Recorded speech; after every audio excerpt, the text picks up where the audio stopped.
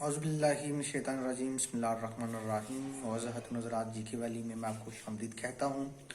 मौज़ूद नज़रात पाकिस्तान में अज़रबैजान के सफ़ीर अली अली ज़ैदी ने एक वीडियो शेयर की है अपने ट्विटर अकाउंट के ऊपर, जिसमें दिखाया गया है कि जो अज़रबैजान की जो अवाम है वो जश्न मना रही है।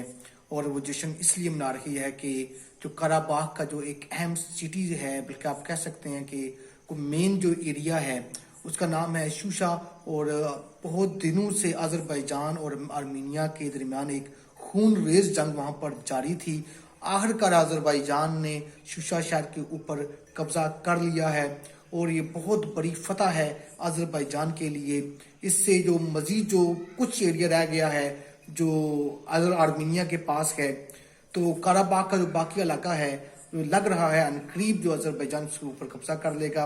उस वीडियो में दिखाया यह गया है कि पाकिस्तान और तुर्की के परचम वो बिल्डिंगों के ऊपर लहराए जा रहे हैं और अवाम और रोड के ऊपर वो जश्न मना रही है, जिससे ये ज़ाहिर होता है कि वो किस कदर पाकिस्तान और तुर्की से मोहब्बत करते हैं।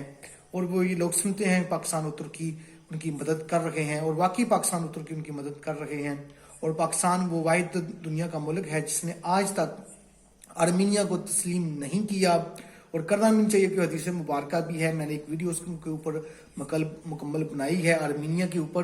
तो हदीस मुबारक ये है कि ये आर्मीनिया के लोगों का आपने साथ नहीं देना, जब ये लोग मुसीबत में पड़े तो आप उनका साथ नहीं देना। हदीस का मफहूम मैं बयान कर रहा हूँ, और क्योंकि एग्जैक्ट वर्डिंग मुझे याद नहीं है। तो पाकिस्तान वो वाहिद मुल्क है आज तक जिसने आर्मीनिया को तस्लीम भी नहीं किया और आर्मीनिया का साथ भी नहीं दे रहा। और कहा यह जा रहा है कि पाकिस्तान के JF-17 थंडर त्यारे वहां पर जाकर वो आर्मीनिया के इलाके में गोलाबारी कर रहे हैं और पाकिस्तानी फौज के दस्ते वहां पर मौजूद है। हो सकता है कि इस्लामी ब्लॉक जो बना है उसके ये थ्रू ये पाकिस्तान की आर्मी वहां पर गई हो।